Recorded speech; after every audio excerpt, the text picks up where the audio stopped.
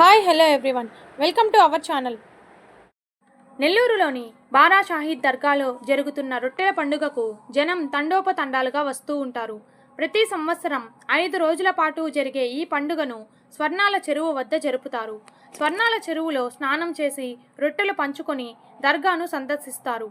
ఇంతకీ ఈ దర్గా ఎవరిది, ఏ కాలం నాటిది, అసలు ఇక్కడే రొట్టెల పండుగ ఎందుకు చేసుకుంటారు అనే ఆసక్తికరమైన విషయాలను ఈ వీడియో ద్వారా తెలుసుకుందాం.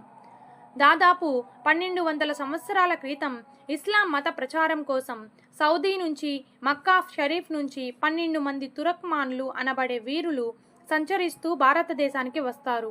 ఆ సమయంలో కర్ణాటకలో హైదర్ అలీ పరిపాలన, నెల్లూరులో నవాబుల పరిపాలన ఉండేది. వారు దేశంలో పర్యటిస్తున్నప్పుడు నెల్లూరు జిల్లా కొడవలూరు మండలం గండవరం చెరువు వద్ద వారికి ఇస్లామేతరులకు మధ్య యుద్ధం జరుగుతుంది. ఈ యుద్ధంలో తురక్మానులు ప్రాణత్యాగం చేస్తారు. అలా ప్రాణత్యాగం చేసిన వారిలో 12 మంది మొండాలను వారి వాహనాలుగా ఉపయోగించిన వారి గుర్రాలు తీసుకొని వచ్చి నెల్లూరు దర్గామిట్ట చెరువు వద్ద పడేస్తాయి. ఆ మొండాలు భూమిలో కలిసి అక్కడే వారు సమాధులవుతారు. భక్తులు ఆ ప్రదేశంలోనే వారికి సమాధులు వరుసగా నిర్మించి ఆరాధించడం మొదలుపెడతారు. ఈ విధంగా మొహరం నెలలో జరిగే గంధ మహోత్సవానికి దేశ నలుమూలల నుంచి లక్షలాది మంది భక్తులు వస్తారు.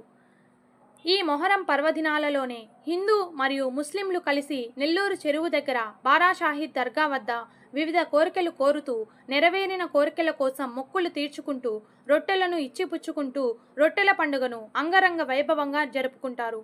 ఈ రొట్టెల మార్పిడి అనేది మొదట ఎలా వచ్చిందంటే, ఆర్కాట్ నవాబులు పరిపాలిస్తున్న కాలంలో నెల్లూరు చెరువు వద్ద రజకులు బట్టలు ఉతికేవారు. ఈ సందర్భంలో రజకులైన భార్యాభర్తలు చెరువులో బట్టలు ఉతుకుతూ ఉండగా పొద్దుపోవడంతో వారు అక్కడే నిద్రపోతారు.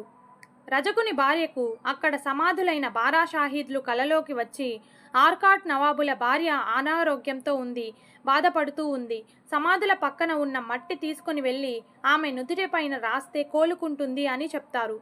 ఉదయాన్నే ఆ భార్యాభర్తలు ఇద్దరు గ్రామంలో వెళ్తూ ఉండగా ఆర్కాట్ నవాబు భార్యకు అనారోగ్యంలో బాధపడుతూ ఉంది, ఆమెకు సరైన వైద్యం చేయించిన వారికి విలువైన బహుమతి అందజేస్తాము అని దండోరా వేస్తూ ఉంటారు.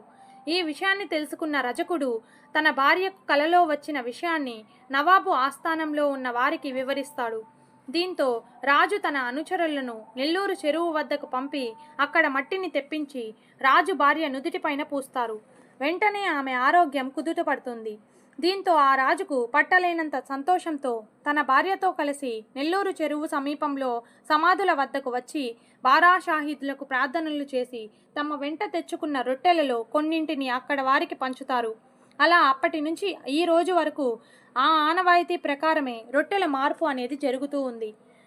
కోరికలు తీరిన వారు రొట్టెలను తీసుకున్న దర్గా వద్ద చెరువులో తడిపి మరొకరికి ఇవ్వడం, కోరికలు కోరుకున్న వారు వాటిని తీసుకోవడం అప్పటి నుంచి ఆచారంగా వస్తూ ఉంది. ఇలా ఈ విధంగా రొట్టెల మార్పు చేసుకోవడం అనేది రొట్టెల పండుగగా మారింది. అప్పట్లో ఈ పండుగను మొహరం నెలలో ఒక్కరోజు మాత్రమే జరుపుకునేవారు. కాలగమనంలో భక్తుల తాకిడి ఎక్కువ అవుతున్న కొద్దీ కుల మతాలకు అతీతంగా అందరూ పాల్గొనడంతో ఈ పండుగను 5 రోజులుగా జరుపుకుంటున్నారు. ఇందులో అధిక సంఖ్యలో మహిళలు పాల్గొంటారు. ఇంటిలో తయారు చేసుకుని వచ్చిన చపాతీలను చెరువులోని నీళ్లలోనికి దిగి తలపైన ముసుగు వేసుకొని మార్పిడి చేసుకుంటారు భక్తులు. ఆరోగ్యం గురించి మొక్కుకుంటే ఫలితం కనిపిస్తే మరుసటి ఏడాది ఆరోగ్య రొట్టె కావాల్సిన వారికి వారు ఇచ్చి మొక్కు చెల్లించుకుంటారు. ఇలాగే విద్యా రొట్టె, పెళ్లి రొట్టె, సౌభాగ్య రొట్టె, ఉద్యోగ రొట్టె, వీసా రొట్టె మొదలైనవి ఇలా ఎన్నో రకాల రొట్టెలు కూడా ఇచ్చిపుచ్చుకుంటారు. ఈ విధంగా కోరికలకు సంబంధించి స్వీకరించుకుంటున్న రొట్టెలకు బదులుగా తిరిగి మరుసటి సంవత్సరం 1కి 2 రొట్టెల చొప్పున ఈ స్వర్ణాల చెరువు వద్ద భక్తులకు పంచుతారు. మిగిలిన వాటికి చెరువుల్లో వదిలేస్తారు. ఈ విధంగా నెల్లూరులో జరిగే రొట్టెల పండుగలో పాల్గొనేందుకు దేశ నలుమూలల నుంచి వేలాది మంది భక్తులు పాల్గొంటారు. ఈ వీడియో కనుక మీకు నచ్చినట్లయితే లైక్ చేసి అలాగే షేర్ చేయండి. మరిన్ని ఇలాంటి ఇంట్రెస్టింగ్ వీడియోల కోసం నా ఛానల్ని సబ్స్క్రైబ్ చేసుకోండి. Thank you for watching.